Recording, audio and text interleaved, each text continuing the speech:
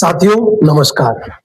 आज हम बात करेंगे section 9 of Hindu marriage act, restitution of conjugal right, अर्थात दाम्पत्य जीवन की पुनर्स्थापना।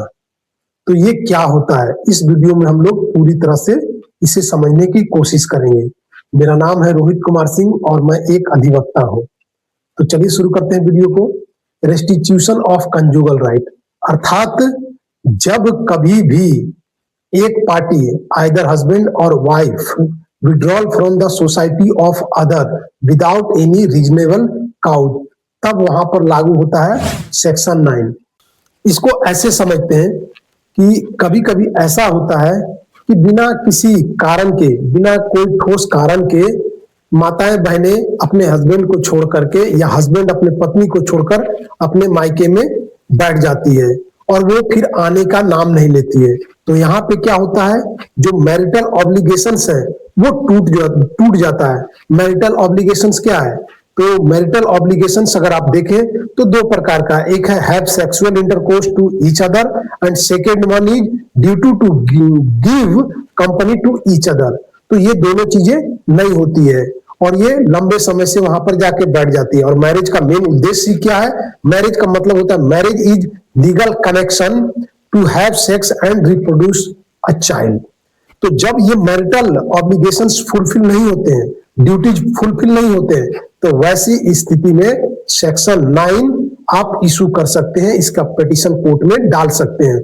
मतलब शादी की पुनर्स्थापना करने के लिए, एक तरह से अगर साधारण भाषा में कहें तो हम लोग सुने होंगे कि विदाई का हम लोग केस किए हुए हैं।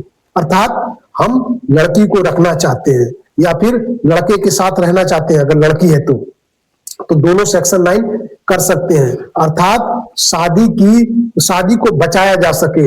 जब शादी नहीं होती है तो जल्दीबाजी में कभी कभी क्या होता है कि दोनों पक्ष समझ नहीं पाते हैं और उस समय वो जल्दीबाजी में निर्णय ले लेते हैं। तो वहां पर शादी को बचाने के लिए आप ये सेक्शन के तहत पिटीशन डाल सकते हैं। अब इसमें दो मेन काउज है। एक तो पहला क्या है कि withdrawal from the society of others, तो पहला रीजन। और दूसरा रीजन क्या है? Withdrawal from the society of other without any reasonable cause, बिना कोई रीजनेबल काउज के एक पार्टी दूसरे पार्टी के सोसाइटी से विड्रॉल कर लिया है। तो ये दो मुख्य इसमें कारण होते हैं।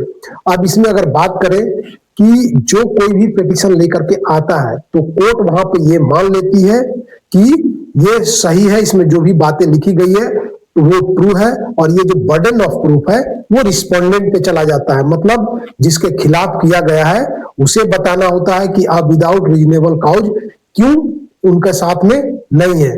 तो ये दो मुख्य बातें आते हैं। इसको हम लोग समझते हैं कि जो रीजनेबल जो काउज होना चाहिए वो नहीं है। तो इसमें दो बातें आती है।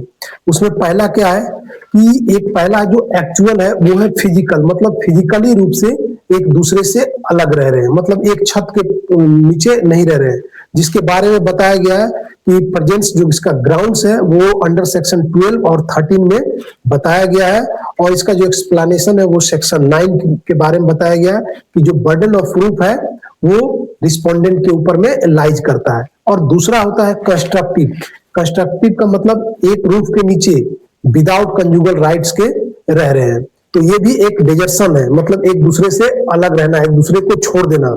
तो ऐसी स्थिति में आप सेक्शन 9 का पिटीशन दे सकते हैं और अपने शादी की पुनर्स्थापना कर सकते हैं, अर्थात दाम्पत्य जीवन का। और अगर यहाँ पर ये स्थापित नहीं होता है तब आप आगे डाइवोर्स के लिए जाते हैं और इसका जो कूलिंग पीरियड है वो 1 साल का होता है। तो आई होप आप लोगों को ये समझ में आ रहा होगा कि सेक्शन 9 का पिटीशन कब दिया जाता है, किसके द्वारा दिया जाता है और इसके क्या इम्पैक्ट्स पड़ते हैं।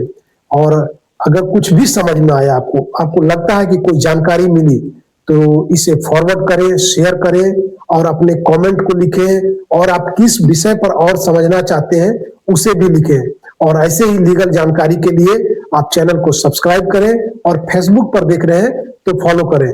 फिर मिलते हैं लीगल जानकारी के साथ, तब तक के लिए जय हिंद।